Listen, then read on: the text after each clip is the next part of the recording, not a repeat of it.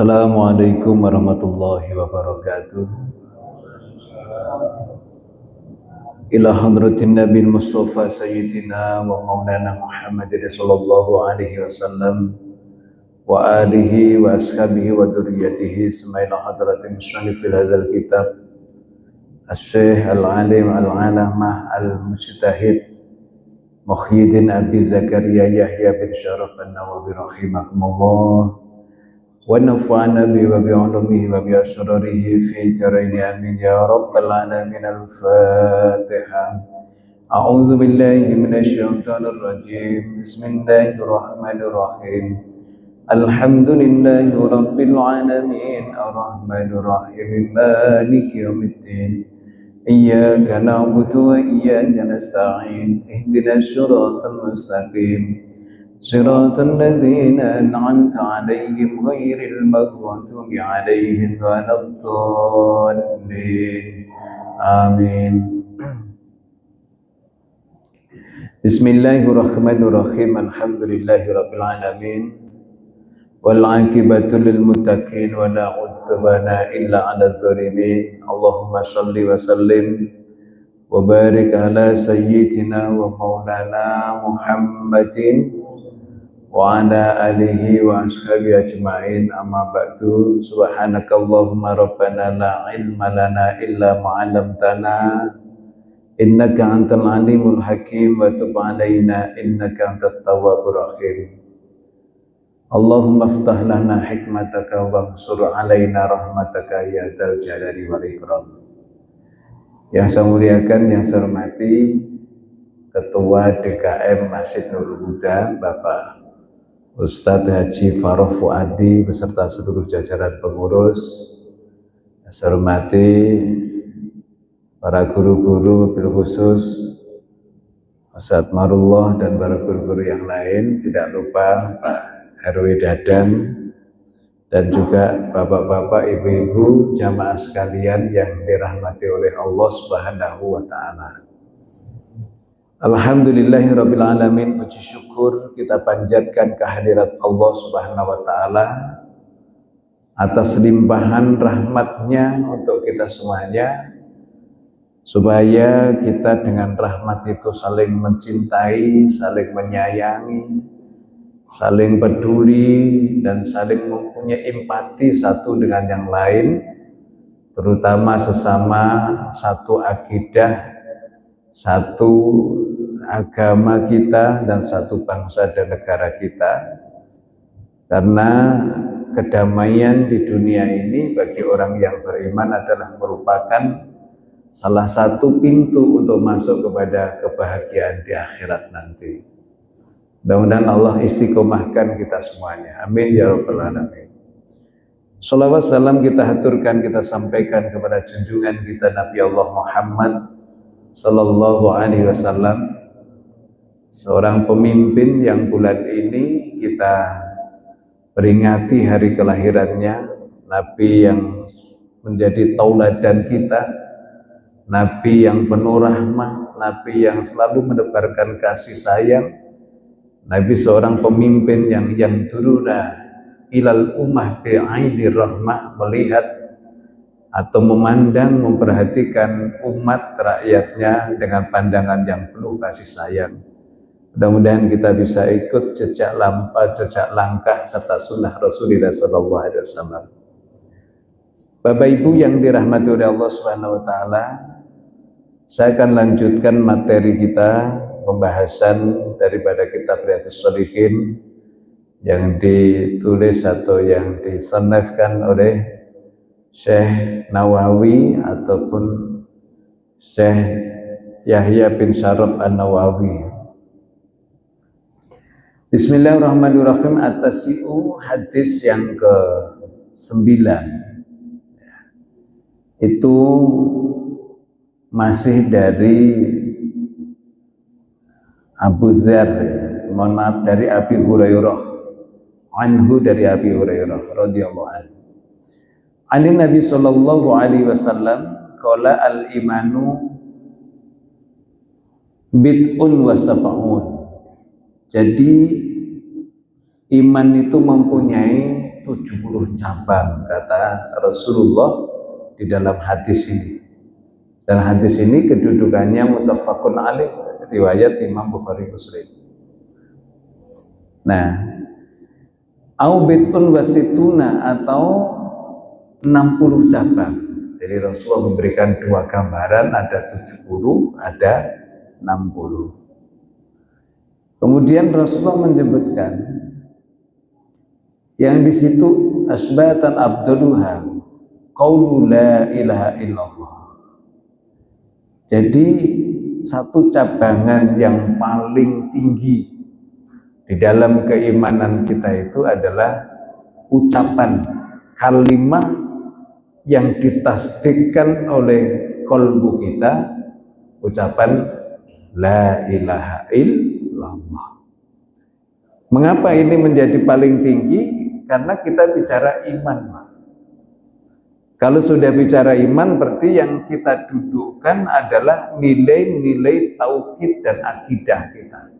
Aqaid yang paling dasar di dalam kehidupan kita, yang kita jadikan pegangan untuk keselamatan kita mulai dari dunia sampai di akhirat nanti. Itu la ilaha illallah itu.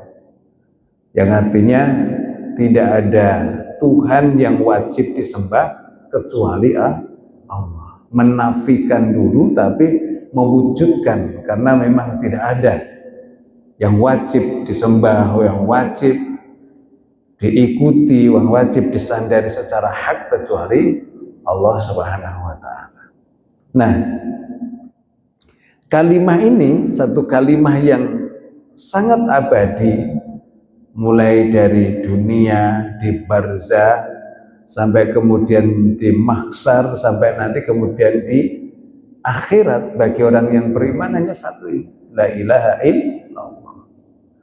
Maka di dalam hadis ini Rasulullah mendudukkan bahwa ini adalah cabangan iman yang paling tinggi, yang paling utama. Dan itu nanti yang akan menentukan nasib akhir perjalanan kehidupan kita juga. Dalam satu hadis lain Rasulullah sampaikan, man kana akhiru kalamihi la ilaha illallah dakhalal jannah. Siapa yang akhir kalam, dari akhir terakhir ucapannya di sepanjang perjalanan hidupnya ketika mereka akan menghadap Allah, ucapannya itu la ilaha illallah dakhalal jannah. Orang tadi akan dimasukkan ke dalam surga Allah Subhanahu wa ta'ala. Kadang-kadang kita berpikir, gampang lah la ilaha illallah, kita kan sering tahlilan kan gitu ya. Nggak semudah itu. Jadi ucapan la ilaha illallah yang sudah kita biasakan secara istiqomah, kita tasdikkan, dan kemudian dari pengulangan-pengulangan yang membentuk sandaran kolbu kita kepada Allah, itu yang nanti akan membuka rahmat Allah sambung kepada kita. Dan nanti yang mengucapkan, yang menolong lisan kita ini rahmat Allah itu. Bukan hafalan kita, bukan amal kita, bukan kefasihan kita. Karena nanti Bapak sekalian, ketika bagi orang yang oleh Allah uji di akhir hidupnya, ada orang yang kena sakit stroke yang dia tidak bisa ngomong. Tetapi apakah mereka sudah tidak punya kesempatan untuk mengucapkan la ilaha illallah? Padahal mereka orang yang beriman, orang yang menjaga amal baik. Bahkan keperlu ini orang bisu secara lisan. Tapi apakah mereka orang-orang ini tidak mempunyai kesempatan untuk mendapatkan keistimewaan ini tadi dari hadis yang sampaikan Rasulullah? Dapat, karena yang menggerakkan itu adalah rahmat Allah Subhanahu wa ta'ala. Nah, rahmat ini biasanya kalau kita artikan dengan secara bahasa yang umum yang bisa kita pahami, kasih sayang. Dan itu menjadi fitrah kehidupan. Jadi sebenarnya rahmat itu fitrahnya Allah turun kepada manusia, kepada semua kehidupan. Bapak-bapak sekalian coba, mungkin kalau kita di kampung ada ayam yang sedang bertelur terus kemudian menetas punya anak. Coba ganggu anaknya, Pak. Kira-kira ibunya marah nggak? Itu rahmat. Itu rahmat. Ada binatang yang mereka memakan sesama bangsanya sendiri atau sesama binatang jenis lain. Tapi nanti kalau punya anak, sama anaknya dia sayang, nggak akan dimakan. Itu apa? Itu adalah cucuran rahmat dari Allah Subhanahu wa Ta'ala. Manusia juga begitu. Maka orang yang sudah mateng la ilaha illallahnya, yang nanti la ilaha illallah ini nanti benar-benar menjadi nilai iman tertinggi, dan yang itu akan menolong kita di hadapan Allah, terutama di akhir perjalanan hidup kita, dan kemudian kita akan diistiqomahkan sampai dalam surganya, itu nanti terekam dalam kehidupan kita sehari-hari. Kita ini kira-kira masih bengis nggak sama orang? Pendendam, benci, itu berarti la ilaha illallah ini belum ketemu baik, Pak. Apalagi melihat, ya, melihat orang yang sesama manusia, dia tega melakukan tindakan-tindakan anarkis, tindakan kasar, tindakan-tindakan merusak, menghancurkan, bahkan naudzubillah sampai membunuh. Itu walaupun dia mengatakan orang beriman dan dikatakan la ilaha illallah adalah cabangan iman paling tinggi, belum dapat kucuran rahmat Allah, belum ketemu. Nanti kita akan renungkan beberapa hadis-hadis. Ternyata rahmat ini akan turun. Itu akan kita rasakan dalam kehidupan kita ini setelah kita bisa melihat rasa kasih sayang kita.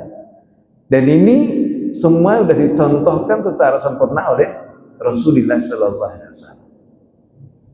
Dan sekalian, orang nggak bisa kebayang. Rasulullah itu sangat sayang, sangat cinta terhadap pamannya, yaitu Sayyid Hamzah.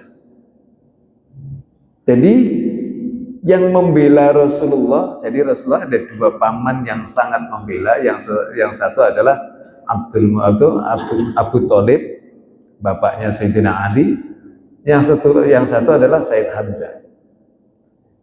Kalau Abu Thalib, beliau membackingi, membiayai, membackup untuk keislamannya, beliau belum ikut. Abu Thalib sampai wafat. Maka turunnya ayat fa innaka la tahdi man ahbabta wa innallaha yahdi liman yasha. Baik Muhammad, sesungguhnya kau tidak akan mampu memberikan hidayah kepada orang yang paling kau cintai sekalipun. Karena hidayah itu Allah yang punya. Allah akan berikan kepada hidayah kepada yang dikehendaki. Maka hari ini Bapak Ibu sekalian, kita hadir di masjid, kita duduk di seperti ini, bukan masalah kita mau atau punya kesempatan, karena Allah kasih pertolongan hidayah kepada kita. Yang niat banyak, yang pengen banyak, bersamaan dengan niat dan pengen punya kesempatan, tapi Allah nggak tolong sampai tempat ini. Nah, ini kita syukuri. Nah, Abu Thalib itu, Bapak sekalian, itu ketika ada seorang rahib yang menghabarkan tentang ciri-ciri kenabian dari Muhammad waktu kecil, kira-kira itu usianya baru 12-13 tahun. Diperintahkan ketika Abu Thalib akan mengajak anak ini atau Muhammad kecil itu untuk bisnis, perjalanan untuk berusaha ke negeri Syam, diingatkan bahwa pulang ini anak, karena nanti ketika ketahuan tokoh-tokoh Yahudi, anak ini akan dibunuh, karena mereka tidak bisa menerima lahirnya atau munculnya Nabi akhir zaman. Di dalam Taurat sudah jelas ditulis bagaimana yang dijelaskan dalam riwayat Kabul Akbar. Nah, sekalian yang dirahmati oleh Allah, Akhirnya Abu Thalib nurutin apa yang yang disarankan oleh Rohib tadi, seorang pendeta tadi. Berarti apa? Abu Thalib ini yakin iman bahwa Muhammad ini adalah Nabi akhir zaman. Tanda dari kecilnya sudah diyakini, diimani oleh beliau. Walaupun Abu Thalib sampai akhir wafatnya belum Islam. Dan dalam satu riwayat sebagian para ahli hadis menyampaikan, ulama, nanti Abu Thalib itu walaupun mengalami vonis dulu, nanti akan mendapatkan syafaat pertolongan dari Allah untuk masuk ke dalam surga. Karena siapa yang di hatinya ada iman, walau sekecil dzarrah, walaupun sekecil biji atom, itu nanti lama-lama akan masuk surga. Lama-lama.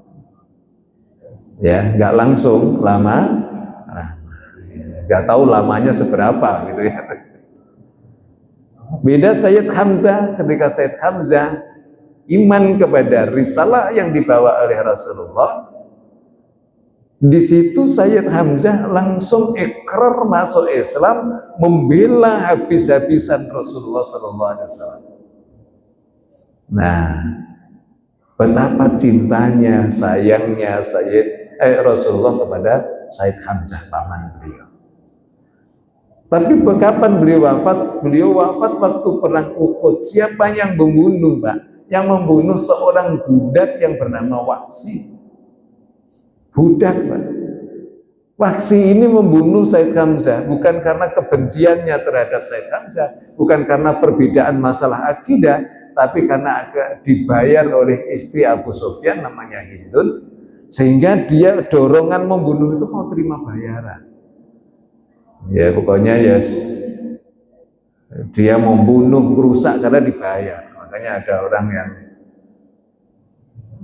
seneng merusak, mau merusak karena udah dibayar. Ini hati-hati, sekarang ini lagi sensitif kondisi negeri kita, lagi kondisi begini. Jangan mudah terprovokasi. Ini negeri kita harus kita jaga sendiri. Kita sudah harus belajar dengan kejadian Libya, negara Afrika yang dulu paling kaya. Indonesia pun banyak juga dibantu dari sana. Ustaz Arifin Ilham itu bangun masjid di Sentul itu, Muammar Gaddafi itu bantuan dari sana, Pak. Negara yang adil, presidennya apa itu? Muammar Gaddafi itu hafid Quran. Kalau sholat Idul Fitri, Idul Adha itu jadi imam. Tapi karena berhasil provokasi warganya, merusak bangsanya sendiri, membunuh presidennya sendiri, hari ini Libya menjadi negara miskin. Yang dulu diiming-imingi untuk menjadi negara makmur itu enggak terjadi. Padahal waktu dipimpin oleh Muammar Gaddafi, hasil tambangnya itu sudah dibagi kepada masyarakatnya. Negara di Afrika yang paling kaya, sekarang paling miskin. Nggak menentu kehidupan, mau makan susah, mau ibadah susah, mau apapun susah, karena konfliknya belum selesai sampai hari ini. Saya bisa ngomong begini karena teman-teman saya di Libya masih banyak, yang sudah pulang juga ada, yang masih di sana ada. Mereka tetap melanjutkan pendidikan, tapi dengan dalam kondisi ketidaktenangan. Berangkat ke sana dapat beasiswa. Ya. Baik, saya kembali sekalian. Nah, tapi ketika Fathul Makkah, apakah Rasulullah sudah begitu bisa gampang melupakan dari peristiwa Sayyid Hamzah dibunuh oleh Wahsy? Gak bisa. Wahsy masuk Islam, sampai Rasulullah itu pesan gini, Wahsy silahkan masuk Islam, tapi jangan sering ketemu saya dulu ya. Apa? Seorang Rasul yang hatinya segitu lembutnya pun kadang-kadang begitu masih nggak gampang untuk clear gitu ya. Tapi kasih sayang ini terus terbangun. Dan kita lihat Ikrimah sebagai penyandang dana waktu perang Uhud karena rasa dendamnya Abu Jahal terbunuh waktu perang Badar. Masuk Islam. Malah sebelum masuk Islam, sahabat dikumpulkan, disampaikan kepada para sahabat, la tasubbu abau, para sahabat umat Islam semuanya, nanti ketika Ikrimah masuk Islam, jangan kau ada yang menghina, mencaci, mengingat-ingat kejahatan Abu Jahal. Udah selesai, itu urusan Allah. Kejahatan Abu Jahal udah diselesaikan, dibalas oleh Allah. Kita sudah tidak perlu mencaci maki, karena ketika kau caci maki, kau hina, kau celah daripada orang tuanya Ikrimah, Abu Jahal ini akan menyakiti hatinya Ikrimah yang sudah masuk Islam. Belum lagi Daroh, Abu Lahab menjadi mukminah terbaik saat itu. Dan yang dahsyat lagi apa? Abu Sufyan, Hindun yang meremas jantungnya Sayyid Hamzah masuk Islam, diterima dengan hati oleh Rasulullah. Kenapa? Karena pancaran rahmat la ilaha illallah itu sudah menyebar, Pak. Makanya kita hati-hati menggunakan kata-kata Allah, la ilaha illallah, Allahu Akbar, tapi ada kebencian di situ. Kita ini simbol Allahu Akbar itu kita gunakan dalam rukun qauli ketika kita sholat. Jadi sholat itu rukunnya niat, berdiri, dan kemudian Allahu Akbar. Sebenarnya antara niat dan berdiri ini, ulama fikih ini kadang-kadang juga berdebat.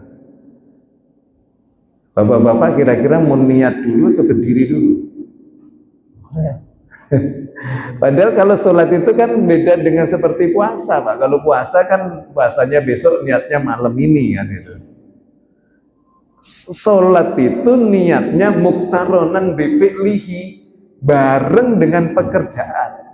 Maka niatnya sholat itu bersamaan dengan takbiratul ihram tadi. Nah, ini bahasa hati, namanya rukun qauli. Rukun fi'li. Niat itu rukun fi'li. Di dalam fikih, mau Imam Hanafi, Maliki, Syafi'i, Hambali, niat itu adalah rukun fi'li, kerjaan hati. Tapi Imam Syafi'i menyarankan sunnah talafudin niat, pakai usolli fardul isya'i, lisan kita. Sunnah. Nah, kalau kita nggak usolli lisan kita, tapi hati kita ini berkata usolli atau niat sholat, sah nggak? Sah. Imam Syafi'i juga mengatakan sah. Maka kok hari ini kita masih meributkan masalah usolli nggak usolli? Ngajinya yang selesai dulu, Pak. Orang kok masih ribut usolli nggak usolli, tahlilan nggak tahlilan, berarti ngajinya belum beres, belum lengkap. Jangan sampai ini ya, kitab Sahih Bukhari dijadikan alat berdebat, tapi dia sendiri belum pernah ngaji. Baru hafal berapa 1-2 hadis. Alhamdulillah ini bukan riya, tapi udah cerita saja. Saya itu ngasih Sahih Bukhari, Sahih Muslim selesai, Pak. Ngaji, tapi kelemahan saya itu nggak hafal. Apalagi hanya untuk menghafal ayat-ayat atau hadis-hadis untuk menghantam orang, lu udah nggak bener. Jadi ini saya nggak cocok dengan Ustaz Haji Farouk Fuadi, saya nggak cari hadis yang bisa jatuhin beliau, hafalin. Baru ngafal itu udah niat jahat itu, walaupun yang dihafal hadis. Hati-hati, kan sekarang modelnya begitu. Orang ngafalin ayat, ngafalin hadis, niatnya untuk ngantem orang yang tidak cocok dengan kita. Padahal kalau sudah bicara furu'iyah, Pak, itu nanti selalu akan beda. Tapi kalau perbedaan itu nanti disikapi dengan ilmu, indah. Coba kita lihat, Imam Abu Hanifah dengan Imam Malik berbeda atau tidak? Berbeda. Imam Malik dengan Imam Syafi'i berbeda. Padahal Imam Malik itu gurunya Imam Syafi'i. Imam Syafi'i dengan Imam Ahmad bin Hambal itu berbeda. Masalah furu'iyah loh, Pak, ya, masalah furu'iyah. Padahal Imam Syafi'i gurunya Imam Ahmad bin Hambal. Banyak perbedaan antara Imam Syafi'i dan Imam Abu Hanifah juga, padahal Imam Syafi'i setelah belajar dengan Imam Malik selesai, beliau belajar kepada Imam Abu Hasan Abu Muhammad bin Abu Hasan Asy-Syaibani, muridnya Imam Hanafi.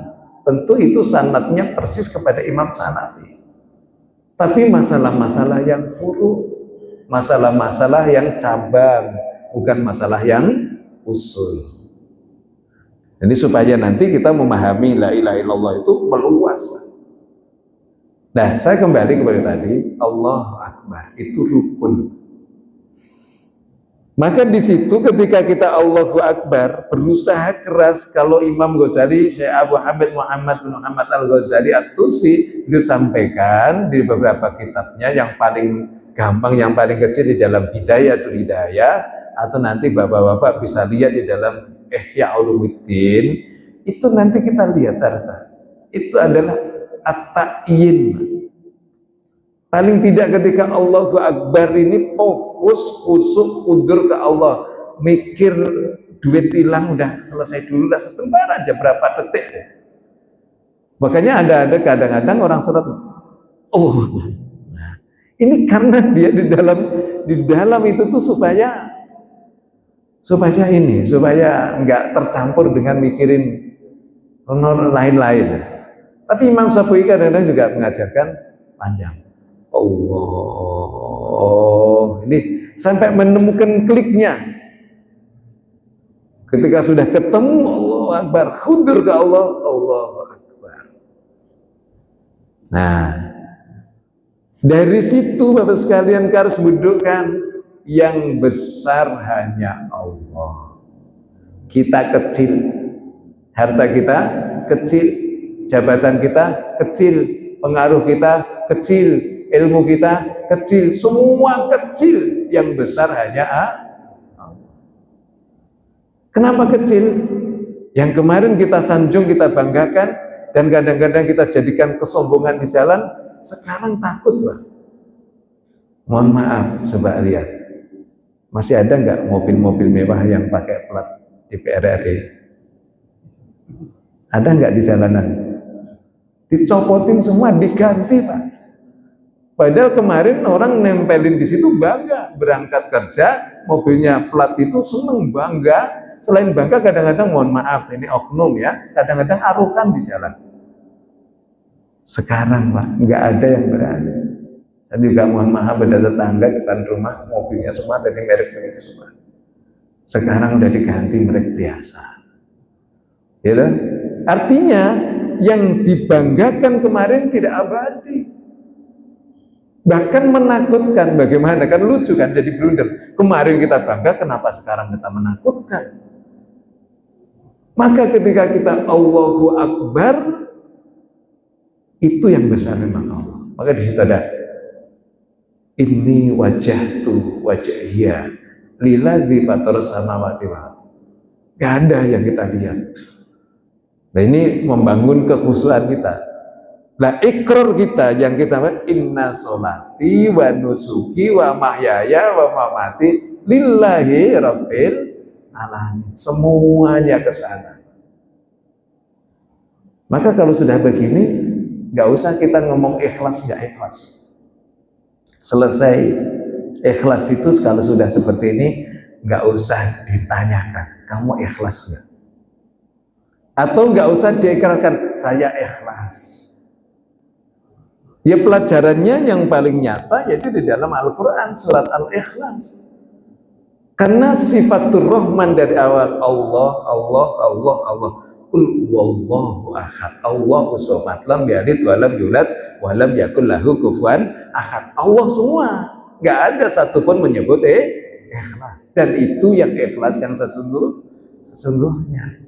Makanya ketika kita menuntut ikhlas itu ke Allah, gantungan kita, bukan di ucapan, bukan di mimi, bukan di gaya. Kelihatannya ikhlas, kelihatan itu ukuran kita. Ikhlas itu yang tahu siapa? Allah, kita rasakan di hati kita.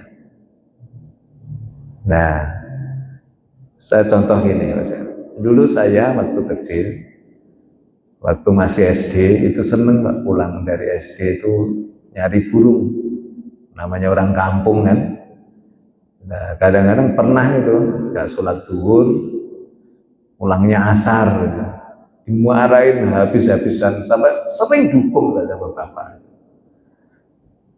Nah, perasaan dulu saya itu berat banget sholat itu.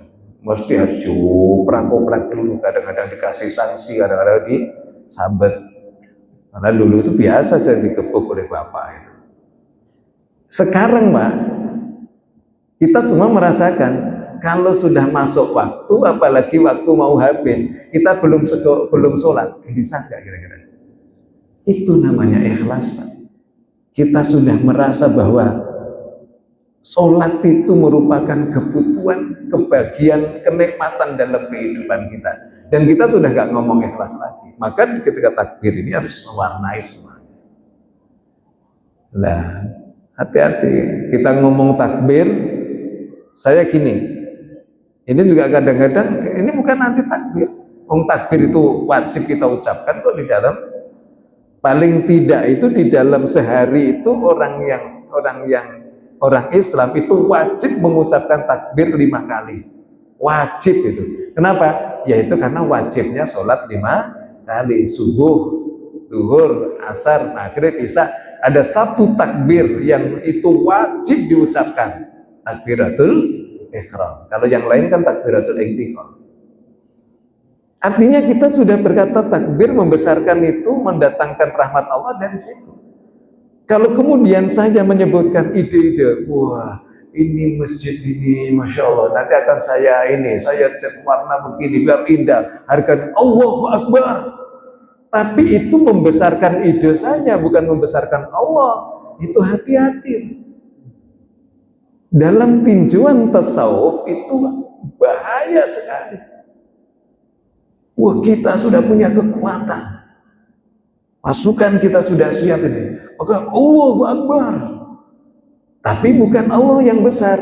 Kita membesarkan kelompok kita membesarkan organisasi kita membesarkan ide dan gerakan kita. Di dalam dunia ulama sufi, ulama tasawuf, ini malah masuk kepada satu sirkul khafiy, syirik yang tersembunyi. Bagaimana dengan Bung Tomo yang mengucapkan takbir, sebelum mengucapkan takbir minta ijazah dulu kepada ulama. Jadi tidak ujuk-ujuk langsung spontanisasi takbir. Jadi ini dihajah saya adalah Hadratus Syekh Haji Hasyim Asy'ari untuk bertakbir. Dan buktinya nyatanya benar ketika Bung Tomo dan para arek Surabaya berkata atau mengucapkan gerakan tak Allahu Akbar, sekutu banyak yang lemes. Ini cerita nyata, bukan ini. Sekutu banyak lemes. Dan kita ini kadang-kadang, kenapa? Karena takbirnya yang ngucapin jelas, musuhnya yang dihadapi jelas. Kita orang Islam membela bangsa negara, melawan itu musuh sekutu yang non-muslim, yang orang kafir, jelas musuhnya. Nah kadang-kadang kita ini kalau satu kelompok, yang kelompok sini Allahu Akbar, yang ditakbirin lebih semangat lagi takbirnya Allahu Akbar. Coba, kira-kira ini yang besar Allah atau kelompok? Ini mohon maaf, kita bicara tentang hati. Supaya turun rahmat Allah, karena kita bukan pengen jaya di dunia, pengen selamat di dunia, tapi kita ini pengen selamat sampai akhirat. Dan kalau disuruh memilih, terpaksa harus memilih, ya keselamatan akhirat yang kita pilih. Karena di dunia ini ya sebentar saja. Tapi memang ajaran kita juga ya harus selamat dunia akhirat gitu. Ya, saya kembali sekalian, la ilaha illallah bukan hanya sekedar kita ucapkan. Tapi bagaimana ketika kita mengucapkan la ilallah itu menurunkan rahmat Allah. Terus kemudian sifat rahman rahimnya Allah terekam dalam kehidupan kita. terbangunnya rasa kasih sayang kepada sesama, munculnya rasa empati kepada orang lain. Kalau ada orang lain susah, nggak usah orang itu ngomong, baru kita lihat ada orang susah, kita terbangun, saya harus tolong. Ada orang jatuh di jalan, nggak usah kita tanya, kamu muslim atau bukan muslim? Oh, saya muslim, NU atau Muhammadiyah? Aduh, kadang-kadang ini yang terus kemudian la ilaha illallahnya itu kemana? Nanti kalau Bapak sekalian, kalau sudah la ilaha illallah menurunkan rahmat yang terangkum dalam Rahman Rahimnya Allah, itu udah clear, Pak. Berkaitan tentang kefitrohan tadi sudah selesai. Kenapa dikatakan sudah selesai? Karena Allah itu punya sifat Rahman, punya sifat Rahim. Lah kita ini bersyukur bagi orang yang beriman dapat Rahman, dapat Rahim. Orang kafir dapat Rahman saja. Dia mau kafir, mau durhaka sama Allah, mau tidak, selama dia hidup di dunia ini dapat rahmannya Allah. Allah openi juga. Malah kadang-kadang lebih kaya daripada kita. Ya toh? Ya enggak? Kan gitu. Di Indonesia ini perputaran uang retail itu sehari itu kira-kira sekitar 2 triliun sehari. Yang punya kita itu bukan, Pak. Punya orang kafir, orang non muslim. Ya toh? Dan kita justru malah jadi objek. HP ini sepekat doang. Ya toh? Saya itu pernah berkunjung waktu mengurus Masjid sendiri. Pabriknya kan di Cibubur. Apa itu? Mereknya miliknya Jepang. Yang bikin siapa? Cina. Ya, mereka nggak sholat, bukan muslim. Nah, kenapa Indonesia menjadi sasaran paling ini? Karena penjualan tua tertinggi di dunia ada di Indonesia. Loh, kok bisa? Iya, karena hampir semua masjid itu pakai tua. Nah, ini tua, ini mereknya, ini saya hafal dulu. Gitu. Yang di atas corong itu juga tua. Iya. Makanya nanti apa itu kalau jadi milik muslim namain apa ya baiknya? Takwa gitu. Bukan toa tapi takwa. Nah kita baju takwa aku juga bahkan ini kan baju koko itu kan kalau di kampung saya namanya baju takwa. Mudah-mudahan yang pakai itu gampang bertakwa. Kalau di sini baju muslim, baju koko. Aslinya dari mana? Aslinya dari engkoh-engkoh. Baju yang biasa dipakai oleh engkoh. Siapa engkoh-engkoh itu? Nah, ya kan? Makanya ya beginilah hidup, ya nggak apa-apa selama itu masalah dunia, nggak apa-apa. Yang penting akidah kita jangan terjajah. Ini sebenarnya kalau kita mau kaji tentang makna la ilaha illallah itu 5 hari, Pak. Kita ngadain seminar gitu ya. Tapi karena ini waktunya sebentar ya nggak usah lah lama-lama, ini udah mau habis ini waktunya. Itu yang paling tinggi. Cabangan iman yang paling tinggi la ilaha illallah. Terus kemudian wa adnaha imatatul adza anit thariq. Yang paling rendah itu adalah menyingkirkan gangguan dari jalan. Kemarin sudah kita bahas apa aja, duri, beling, batu, apa yang punya potensi untuk mengganggu orang. Kadang-kadang ada apa itu pohon ranting jatuh, kita bikin itu paling rendah, tapi itu kebaikan juga. Kemudian wal haya'u sub'atun minal iman. Rasa malu itu juga merupakan cabangan daripada iman. Karena memang letak kehormatan manusia itu di rasa malunya. Orang kalau udah nggak punya malu udah bahaya. Dan itu disebut namanya al-haya'u minal iman. Malu itu bagian dari iman. Memang benar hadisnya muttafaqun alaih riwayat Imam Bukhari Muslim. Kata Rasulullah, salah satu cabangan iman itu adalah rasa malu. Muttafaqun alaih. Al-Ashiru, ini nanti ada 2 hadis yang berkaitan dengan ini, yang akan saya baca agak sedikit maraton ya. Anna Rasulullah sallallahu alaihi wasallam qala bainama rajulun yamshi bi tariqin istada alaihi al-atas. Pada satu saat ada seorang yang sedang bepergian jalan, panas terik luar biasa, haus yang sangat luar biasa sampai menjelang setengah mau pingsan gitu. Fa wajada bi'ran fa nazala fiha fasharaba. Kemudian karena dia manusia sehat walaupun kehausan, tiba-tiba dalam perjalanan tuh menemukan sumur. Sumurnya ada airnya, dia masuk minum di situ. Hilang akhirnya. Summa kharaja fa idza kalbu yalhas yakulu saro minal atas. Setelah dia sudah minum kenyang, naik. Di atas dia lihat ada anjing yang makanin tanah karena saking haus dan laparnya. Jadi memang sedang panas, nggak ada air, bukan hanya manusia aja, binatang pun kehausan. Dan di situ yang disebutkan di sini kata Rasulullah itu anjing. Ini dalam riwayat ini riwayat cerita kisah kaum Bani Israel. Faqala rajulun laqad balagha hadzal kalbu minal atas mislul ladzi kana qad balagha minni. Waduh ini. Jadi ini rasa itu tadi, rekaman kasih sayang dari Allah tadi, dan dari apa tuh imanan tertinggi la ilaha. Dia langsung ini, ya Allah ini anjing ya, kehausan seperti tadi saya kehausan, pasti nggak enak itu. Muncul itu tadi, fitrah rasa rahmatnya Allah tadi muncul, terbangun di dalam hatinya. Mungkin dia sudah terbiasa mengucapkan la ilaha illallah. Sekalian, apakah Yahudi, Nasrani, penganut Taurat, Zabur, Injil itu dulu tauhidnya la ilaha illallah semua?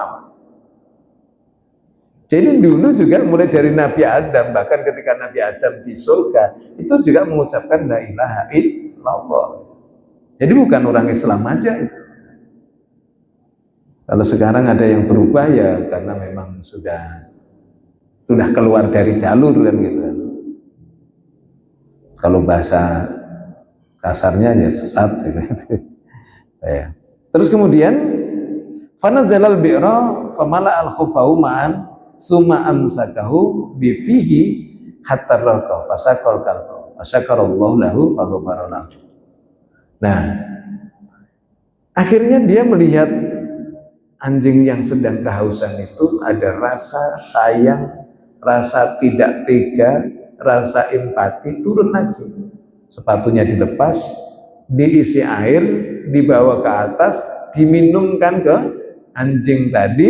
Akhirnya anjing tadi kenyang, hilang rasa hausnya.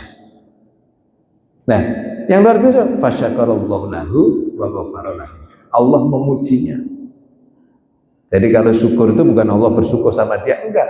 Allah menghargai, memuji dari perilaku yang dilakukan oleh laki-laki tadi. Maka dari itu, faghfara lahu, Allah mengampuni semua dosanya gara-gara anjing. Bagaimana kalau kita empati sama orang, empati sama manusia?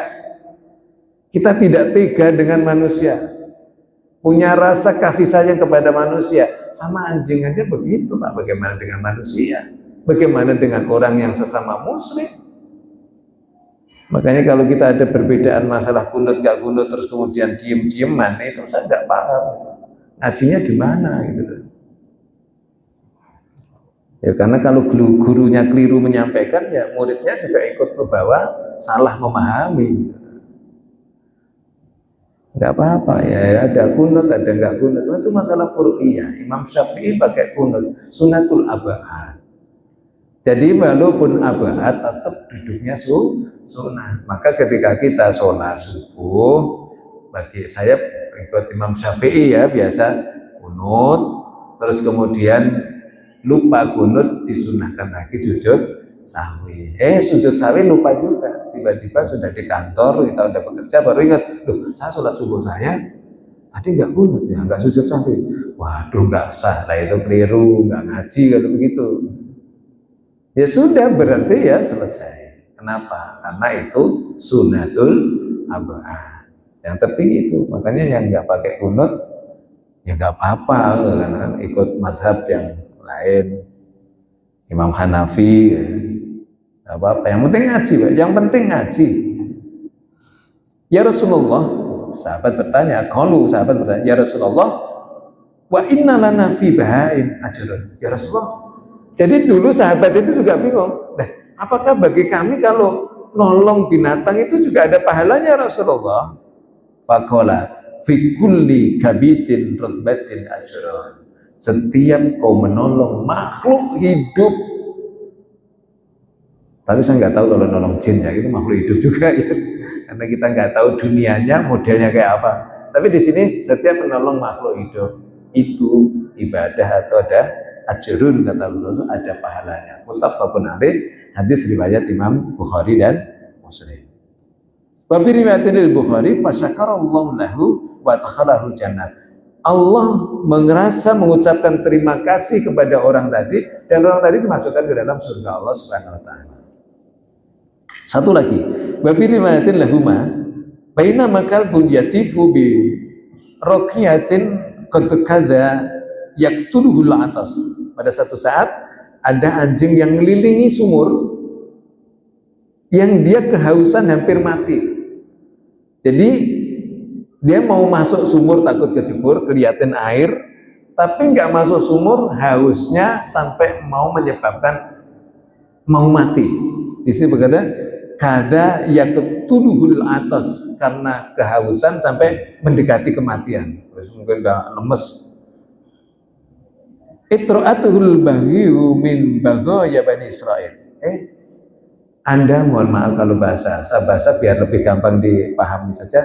Ada pelacur, wanita pelacur dari pelacur zaman Bani Israil. Jadi kalau VSK itu di zaman Bani Israil juga ada berarti. Jadi nggak tahu itu apakah VSK atau apa namanya. Ini namanya bagiun. Baik, itu dilihat. Fanazat muqaha fastaqat lahu bihi fasaqatuhu faghfira laha fihi. Ini ngelihat kondisi anjing yang seperti ini. Ini mbak-mbaknya ini berhenti, Pak. Dicopot sepatunya. Saya rasa cerita ini udah sering kita dengar, tapi kita sekarang baca langsung hadisnya ya. Hadisnya, dan ya sehingga kita tahu sumbernya. Dicindukin, diminumin anjing itu sampai kenyang, sampai hilang hausnya. Kemudian apa? Faghfira laha bihi. Wanita tadi dosanya diampuni oleh Allah, di dalam satu riwayat dimasukkan ke dalam surga. Nah sekalian, rahmat Allah yang mengangkat, yang menolong kita masuk ke dalam surga. Maka Syekh Ibnu Athaillah Sakandari dalam kitab Al-Hikamnya beliau sampaikan, kau jangan bangga dengan amalmu, dan kau juga jangan kecil hati dengan dosamu. Kalau kau bertaubat dan kemudian taubatmu itu melahirkan atau mendatangkan kasih sayang Allah, ini ada cerita nyata, Rasulullah yang cerita. Hadisnya muttafaqun alaih. Rasa apa? Kasih sayang. Adalah cucuran, bocoran rahmatnya Allah yang sudah tembus di dalam kolbu dan nanti akan muncul dalam perasaan kita. Adanya kasih sayang.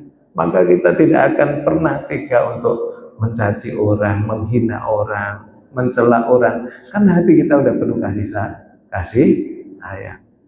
Apalagi orang yang sudah punya simbol-simbol agama, apakah disebut ustadz, kiai, guru agama, paling tidak cara berpakaiannya sudah berpakaian secara islami. Hati-hati jaga lisannya, hati-hati jaga hatinya. Supaya apa? Supaya kita benar-benar tulus mendapatkan rahmat dari Allah Subhanahu wa ta'ala. Al-hadi asyara wallahu alam bisawab. Insyaallah kita lanjutkan minggu depan. Mudah-mudahan sehat, panjang umur, kita bisa istiqomah. Biasa terakhir ada pertanyaan 5 menit. Ya. Ada kuis lagi kan ya? Ya, terima kasih. Kita tutup dulu biar nanti kita ada Ya, langsung assalamualaikum warahmatullahi wabarakatuh.